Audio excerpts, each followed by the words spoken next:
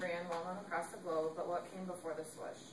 Leading the world in shoe supply, Nike has developed from a single partnership to a billion-dollar corporation. Through the history, innovations, and success of the company, Nike has unquestionably become the most accomplished athletic footwear company of all time. It all started over 60 years ago with 2 men and 1 goal. Initially, it began with Bill Bowerman, who was the track and field coach of the University of Oregon. Always looking for ways to better his athletes and their competitive advantage, he was eager to find or create the next best running shoe. In the 1950s, Bowerman tried offering his ideas to multiple shoe manufacturers, but his ideas kept getting turned down. Realizing how hard a partnership would be, he decided to individually cobble shoes for his athletes. One of his star athletes, Phil Knight, did more for Bowerman than just improve his records. He paved the way to what we now know today as Nike. After Knight graduated from Oregon, he continued his education at Stanford University. There he received his MBA in finance and landed a job with Tiger Shoes, which was based in Japan. Bringing Tiger Shoes back to the United States, he was the first distributor for Tiger Shoes in the U.S.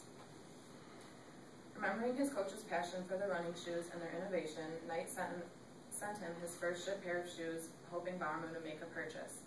To his surprise, Bowerman not only wanted the shoes, but he offered to become his partner, hoping to finally get his ideas out to the manufacturers of Tiger Shoes. And this is a picture of Phil Knight when he ran track at Oregon, and then Bill Bowerman as his coach. In 1964, they made a $500 agreement, shook hands, and formed Blue Ribbon Sports. Bowerman's goal was to find a way to improve Tiger Shoes by making them lighter and better quality overall. While he was ripping and tearing away at the shoes, Knight was selling their running shoes out of the trunk of his car. On top of Blue Ribbon Sports, both men still had full-time jobs, which caused some problems. They were having a hard time getting everything done on their own, so they hired a utility man. His name was Jeff Johnson, and he was a friend of Knight's back from Stanford University. Being a runner himself gave him all of the background and the knowledge he needed to become the first full-time employee for their company. Working with everything from the print ads to designing the actual shoes, Johnson became the backbone of their company. He opened their first retail store, he developed their mail order system, and was the manager of shipping and delivery. In 1971, Johnson came up with the name Nike. Even though they were branching off, Blue Ribbon Sports still had a relationship with Tiger Shoes. Noticing that the relationship was going downhill, Bowerman and Knight decided that they wanted to manufacture their own brand of running shoes instead of just being distributors. So they took things into their own hands and took the jump. They hired Carolyn Davidson, a Portland State University student, to design the well-known Nike swoosh. Just in time for the U.S. track and field trials, they launched their first line of Nike footwear. The first shoe that made the biggest impression was a shoe made from Bowerman's waffle iron. He created this outsole so that the waffle-type nubs gave the runners more traction, but it was also lighter and easier to run in. They seemed to have everything going for them except one thing. They needed an athlete to endorse Nike. Since the company was based and founded in Oregon, it only seemed right to consider Steve Prefontaine. Prefontaine was a legend who never lost a single race at Oregon's Hayward Field. Getting attention from magazines like Sports Illustrated, Bowerman and Knight knew that he was their guy. After graduating from Oregon, he became an integral part of the Nike organization. But in 1975, the unthinkable happened. At age 24, Steve Prefontaine died in a tragic car accident.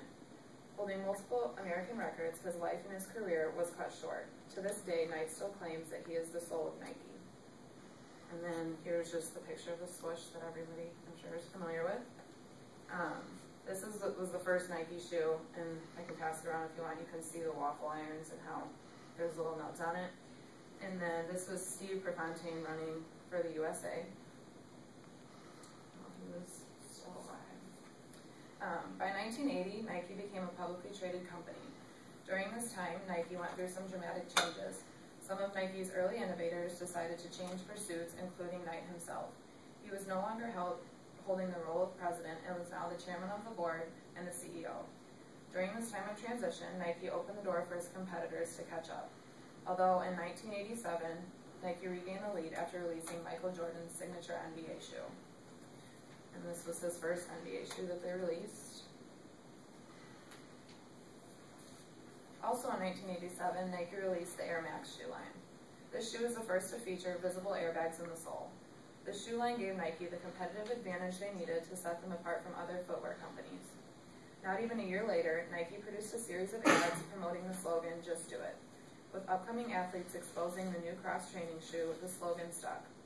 By 1990, Nike was back on top of the footwear and apparel industry and is yet to step down. To this day, Nike continues to look for new ways to give athletes the competitive advantage they need through their products.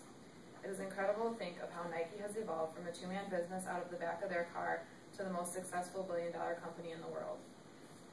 Nike has become a nationally recognized brand, and I am confident that they will continue to innovate in new and upcoming product lines. Through the history, innovations, and success of the company, Nike has unquestionably become the most accomplished athletic footwear company of all time. As President Mark Parker claims, at Nike we run a complete offense, and it's based on core commitment to innovation.